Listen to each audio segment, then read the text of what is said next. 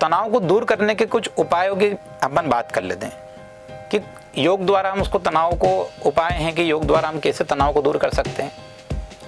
कुछ मुद्राएं इस तरह की है जिनसे हम तनाव को दूर कर सकते हैं।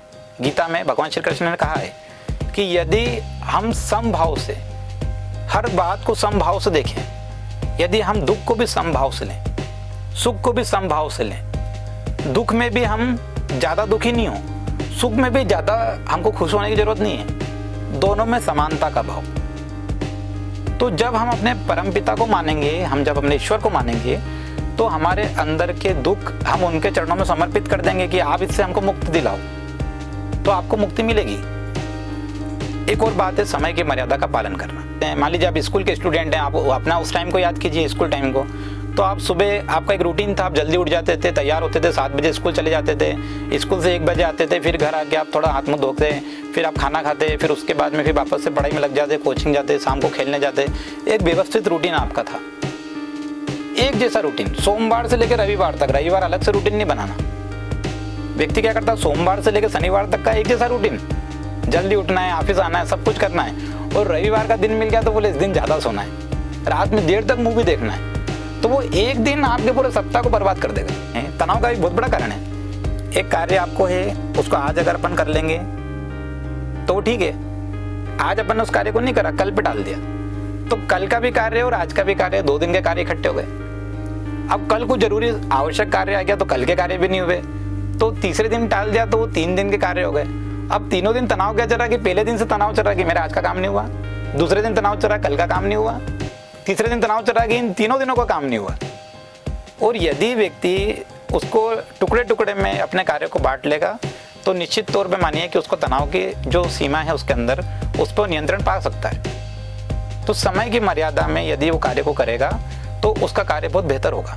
कि आप अगर अपने जीवन को तनाव से मुक्त करना चाहते हैं तो आप एक काम करिए, जिनसे लंबे समय से आपकी बिना कारण बात ही नहीं हुई, ऐसे लोगों से बिना कारण बात करिए। अपने परिवार में ऐसे कई लोग हैं, उनको वो आपसे हो सकता है कि आपसे गुस्सा हो, नाराज हो, तो एक बार बिना मतलब के, बिना कारण के एक बार उनके पास जाइए, बैठिए, बात कीजिए।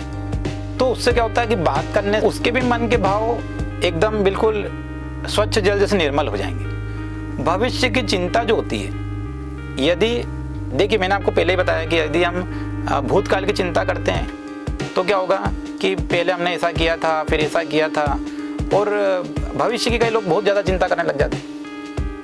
मैंने मान लीजिए पढ़ाई करी तो इससे मेरी नौकरी लगेगी कि नहीं लगेगी, मैंने अगर मान लीजिए ऐसा कुछ कार्य किया तो ये मेरे जीवन में उपयोगी होगा कि नहीं होगा, यदि मैंने कोई बिजनेस किया तो मुझे आर्थिक लाभ होंगे कि नहीं होंगे, कहीं ऐसा तो नहीं मैं बहुत बड़े नुकसान में चला जाऊँ। तो व्यक्ति जो आपने देखा होगा कि यदि मन में व्यक्ति ये बना ले कि जैसे साइकिल चलाना सीखता है और मन में ये बना ले कि मैं तो गिरूंगा, मैं तो गिरूंगा, मैं तो गिरूंगा, मैं तो गिरूंगा, तो निश्चित तौर पे मानिए वो गिरेगा। वो चाह कर भी बच नहीं सकता, वो गिरेगा।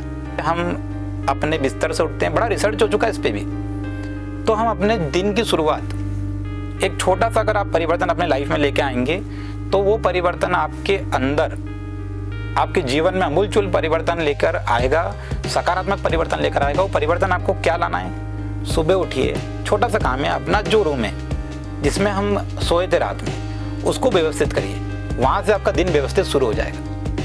आपकी सुबह सकारात्मक होना चाहिए, इसलिए बोलते हैं कि भोर काल में उठना चाहिए। स्वास्थ्य के लिए यदि आप जागरूक हैं, स्वास्थ्य के लिए यदि आप अपने शरीर के लिए, देखिए शरीर ही बहुत कुछ है, शरीर के बिना कुछ भी नहीं। हमारी जो पहचान है हमारे शरीर से, शरीर के अंदर ही आत्मा वास करती है, शरीर ही हमारा मंदिर भी है। तो शरीर को स्वस्थ रखना, हमारी पहचान हमारे फोटो से होती है। स्वयं के लिए, अपने शरीर के लिए काम करना जरूरी है। आप यदि आपका शरीर स्वस्थ रहेगा तो परिवार के काम आ पाओगे, जहाँ आप कार्यस्थल पे कार्य कर रहे हैं वहाँ के काम आ पाओगे। यदि आप बीमार पड़ गए, यदि लंबे समय से कोई बहुत लंबी बीमारी ने आपको घेर लिया तो निश्चित मानिए कि आपके घर वाले भी परेशान हो जाएंगे, आपका परिवार भी पूरी तरह से दुखी हो जाएगा, और आप फिर किसी कार्य के लिए जो आप सोच रहे हैं सकारात्मक, आपने बहुत अच्छे आने वाले समय के प्लान बनाए होंगे, वो सब आपके पूरे प्लान बर्बाद हो जाएंगे। इसलिए शरीर का स्वस्थ होना बहुत जरूरी है। शरीर स्वस्थ होगा तो आप लोगों के काम आ पाएंगे, शरीर स्वस्थ होगा तो अपने बच्चों के काम आ पाओगे, शरीर स्वस्थ होगा तो परिवार के काम आ पाओगे। तो योग के कारण हमारे शरीर में देखिए क्या अमूलचूल परिवर्तन आता है, उसका विज्ञान समझ लीजिए।